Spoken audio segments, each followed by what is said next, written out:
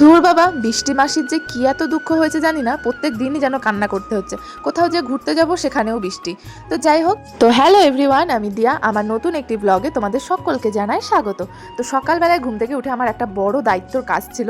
তো সেই মতোই আমি এই যে গরম জল করে নিয়েছি, আর এখানে আমি সার্ফ দিয়ে রেখে দিয়েছিলাম।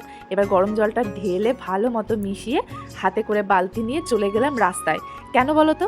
চলো তোমাদেরকে একটা ভালো জিনিস দেখাবো। ভালো বলবো না, তবে খুব খতরনাক জিনিস। তো সেই মতো এই যে এখন চলে এসেছে। আর এই যে দেখো, আমার ঘরের পেছনে হচ্ছে সজনে গাছ, এই গাছটা আমাদের। তো কিভাবে আঁচা পোকা হয়েছে দেখো। আর জানলা দিয়ে যেহেতু ঢুকে যাবে ছোট ছেলে আর জামা কাপড়, আর কেমন জানো তো আঁচা পোকা চারিদিকে দৌড়ে দৌড়ে বেড়ায়, ওদের তো এক জায়গায় স্থির না। তো যাই হোক, সেই মতো আমি যে গরম জল করে এনেছিলাম, দেয়া মাত্রই কেমন পড়ে যাচ্ছে দেখো। তো সেগুলো পরিষ্কার করে তো চলে এসেছি, রান্নাবান্না করে খাওয়া দাওয়া কমপ্লিট করে এখন 4:30টার সময় যে রেডি হয়ে বেরিয়ে পড়েছি আমার এই দুটো বোনকে নিয়ে। এখন যাচ্ছি টোটোতে করে, যাব হচ্ছে স্টেশন। কেন যাব চলো দেখতে থাকো ভিডিও, তাহলেই বুঝতে পারবে।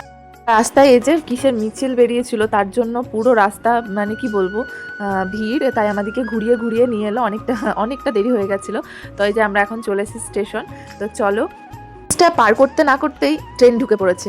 আরে আমরা কোথাও যাব না, ট্রেনটা ঢুকেছে তাই এমনি ভিডিও করে রাখলাম। দেখতে খুব ভালো লাগে না ওপর থেকে দাঁড়িয়ে? আর দেখো কিভাবে অন্ধকার করে মেঘ করেছে, আর এইদিকে সূর্যি মামাও টুকি দিচ্ছে। আবার একটু পরে বৃষ্টি মাসিরও দেখা দিয়ে দিবে। এটা ভাবতে ভাবতেই চলে এলাম চুড়ির দোকান। শ্রাবণ মাস আসছে না, চুড়ি পরতে হবে তো। আমরা তো আগের বার এখান থেকেই পড়েছিলাম, তোমাদের পড়া হয়ে গেছে, আমাদের এখনো হয়নি। তো সেই মতো এই যে আজকে চলে এসেছি, চুড়ি নেব। আজকে পরবো না, তবে নিয়ে যাবো, পরবো। তো তোমরা কে কে চুড়ি পরেছো সবুজ, আমাকে কিন্তু কমেন্টে জানাতে ভুলবে না। আর এই যে আমি হাতের মাপ নিয়ে দেখছিলাম যে কেমন লাগছে। বেশ ভালো লাগে না বছরে একটা দিন পুরো মাস চুড়ি পরে থাকা? আমি গতবারও মানে আমার হাজব্যান্ডের সঙ্গে এসেছিলাম, দিয়ে পরেছিলাম। এবার বোনদের সঙ্গে চলে এসেছি। তো আমাদের তো চুড়ি নেওয়া হয়ে গেছে, আর এইদিকে বৃষ্টি শুরু হয়ে গেছে। তাই তাড়াহুড়ো করে এই যে ব্রিজের ওপর উঠেই দৌড়ছি। বৃষ্টি পড়ছে, হালকা তো ভিজেই গেলাম, বেশ ভালো লাগছিল ওয়েদারে, ঠান্ডা ঠান্ডা হাওয়া দিচ্ছে আরে ভিজতে।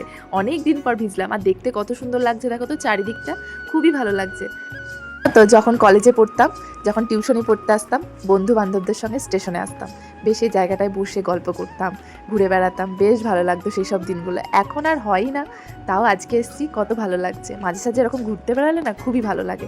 ভেবেছিলাম তো হাঁটতে হাঁটতে বাড়ি আসবো, কিন্তু যা বৃষ্টি মাসি লাগালো, পুরো তো ভিজেই যাব। তাই যে টোটো করে এখন আসতে হচ্ছে বাড়ি। তো বাড়ি এখন যাব না, তার আগে গেছিলাম পার্লারে আইব্রোটা করার জন্য, মানে অনেক দিন করিনি, তাই বন্দিকে বসালাম। আর এই যে আমি আইব্রোটা কমপ্লিট করে চলে এলাম আমাদের মানে পাড়ার সামনেই, ওখানে টোটো করে নেমে পড়েছিলাম। তো এই যে এখন খেয়ে নেবো ফুচকা।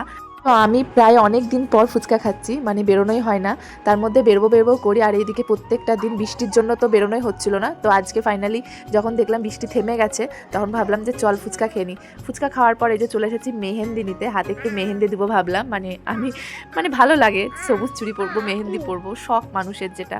তো এই যে সেই মতো দুটো মেহেন্দি নিয়ে নিয়েছি। তারপরে যে আইসক্রিম খেতে খেতে এখন চলে এলাম বাড়ি। আজকের ভিডিওটা কেমন লাগলো অবশ্যই কমেন্টে জানাবে।